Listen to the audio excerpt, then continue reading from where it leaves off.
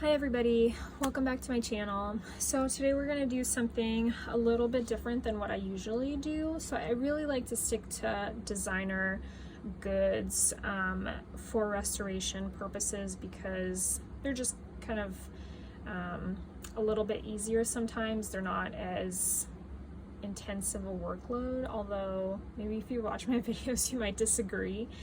But I recently picked up this pair of Blundstone boots from the bins, so I got them for a fraction. I mean, pennies on the dollar of what these things retail for, and they're just such a good pair of boots. And I think that they were skipped over by so many people because this came from like a super picked over bin. Nobody wanted them, and I think that the reason was because there is so much mud. I mean, you can see these are pretty dirty, so they are going to take just a little bit of cleaning, but I think not quite as much as somebody would think initially when looking at these. So I think sometimes people veer away from kind of the more work that it would take to get shoes ready for listing. And so I think that's why these were still there, and that's why I picked them up. These are such a popular style, and they have been worn by tons of celebrities and tons of bloggers. I mean, all you have to do is go on Instagram or Pinterest and just type in Blundstone, and you will see how many cute outfits, and for good reason too. They're super versatile, and I think they're pretty well made, although my husband did inform me recently that they're no longer made in Australia. Now, I don't know how current that factoid is, and apparently only like maybe one style still is made in Australia. So, you know, you kind of always have to wonder how the quality is going to be after the manufacturer decides to make it in another country. I think lots of shoe companies are going that way though, unfortunately. So this is a pretty common style that they have, and I actually don't know too much about this exact style. I've never really sold Blundstone before. I think I maybe sold it one other time.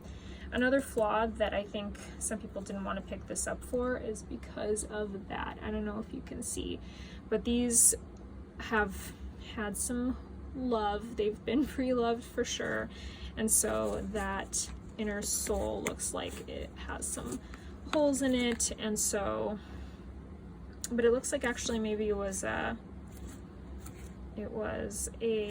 like orthotic that they put in, so I think that's what's worn actually, and so the original insole that's in the boot is still there, so that's good to know. So we'll just take out the orthotic and take out, you know, the insoles, and probably clean those a bit. We might just stick them in the washer, or just let them soak in some OxiClean.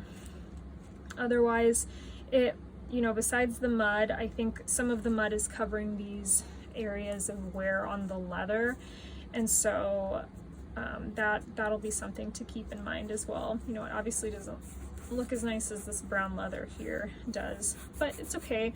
We'll just brush off as much as we can, use some soap and water, and just clean off the dirt. We'll let it all dry out. So this one maybe doesn't have that, but it's okay. We'll take out that insole. The heels are, you know, they're worn, but they still have lots of good life left in them. So they also have a little hole here, so I don't know how much, you know, or maybe that's how they looked like originally. I'm not sure, but yeah, so essentially we're gonna just brush off some of this mud, clean it off with some soap and water, take out the original insoles, clean those off as well. We'll let them dry, and then give them some really nice leather balm treatment, and then do a protective coat to help prevent any additional like moisture or wetness getting into these areas of leather that are just never going to be as protected as they were originally. And then we're gonna list them up on some resale sites and see how much we can get for them. So that's the plan for today, and I will go through in the next, I'm not sure if I'll do 1-part or 2-part video here, but you know, I thought that this would be like a good thing to show you guys because these are so popular and they're such a good shoe and they're so versatile and so many people are buying them these days.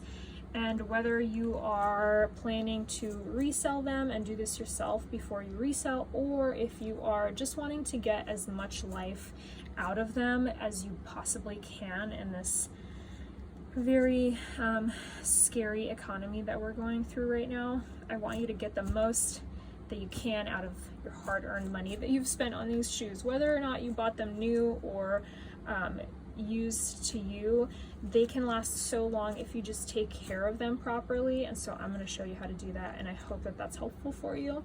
So all right, let's go to the cleaning portion. All right guys, so my guess was correct. So a lot of that wear honestly was just mud. So I went through, just took a very gentle shoe brush, put just a little bit of water everywhere and a little bit of like foaming hand soap, so just very gentle soap, and just kind of brushed all those areas out. So look at what a difference that made. I mean, the leather is still wet right now, and so it looks darker than it will actually be when it dries. When it dries, it'll probably look something a little bit more like this. So, you know, they're gonna be uneven color parts of the leather, but that's okay. I've taken the insole out, and so I'm just gonna stick the original insoles into some OxyClean and let those soak for like 24 hours. Maybe just do a very little light brushing with the same shoe brush. And I'm sure those are going to start looking much better. So as these dry, you can see there is some wear on these soles, but there's still actually quite a lot of tread. So these are still have so much life left, and they are going to make somebody very happy to get these. So we're going to let these dry and do the same to the other one, and then we'll come back and get to the next part of really kind of giving that leather a really good treatment. Make sure that the elasticity of the leather is still there. That's really what gives these leather shoes their life, so that the leather doesn't end up cracking, because when it cracks, there's just no really good way to prevent any water or the elements kind of getting through and ruining the shoe and just really making them ineffective completely.